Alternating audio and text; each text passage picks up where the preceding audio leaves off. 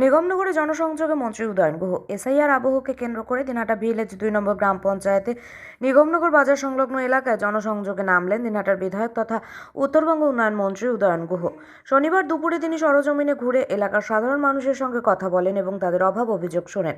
স্থানীয় বাসিন্দারা নিগমনগর বাজারে নিকাশি নালার সংস্কার, রাস্তার উন্নতি, আলোর ব্যবস্থা, গ্রামের নিকাশি সমস্যার পাশাপাশি পানীয় জলের মতো বিভিন্ন দাবি তুলে ধরেন। মন্ত্রী তাদের আশ্বস্ত করেন যে সব অভিযোগে গুরুত্ব দিয়ে দেখা হবে এবং প্রশাসনিকভাবে দ্রুত সমাধানের উদ্যোগ নেওয়া হবে।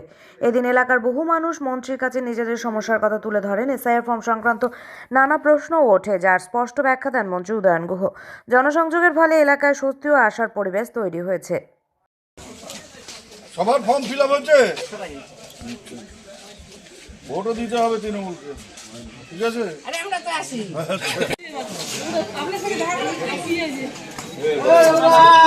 তোমাদের ফর্ম ফিল আপ হয়েছে?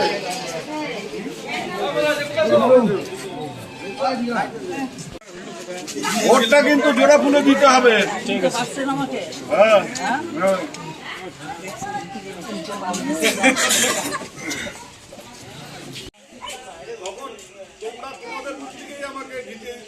আরো 1.5 বছর আগে মন্ত্রী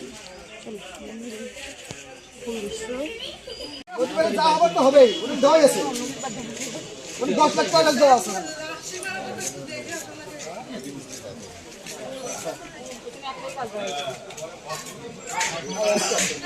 রোজই হচ্ছে, তারই একটা অঙ্গ আজকের কর্মসূচি। আজকে নিগমনগরে হচ্ছে, মেইন নিগমনগর যেটা।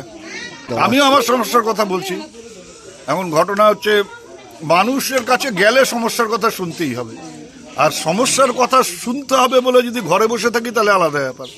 কিন্তু রাজনীতি করব আর মানুষের কাছে যাব না, মানুষের সমস্যার কথা শুনবো না, সে রাজনীতি আমরা করি না। আমরা মানুষের কাছে যাই, আমরা জানি নানা সমস্যার কথা শুনতে হবে, সেই সমস্যার কিছুটা সমাধান করতে পারবো, কিছু পারবো না। যতটা সম্ভব সেটা করার চেষ্টা হবে এবং তার মধ্যে দিয়ে জনসংযোগকে আরো বেশি এগিয়ে নিয়ে যাবে।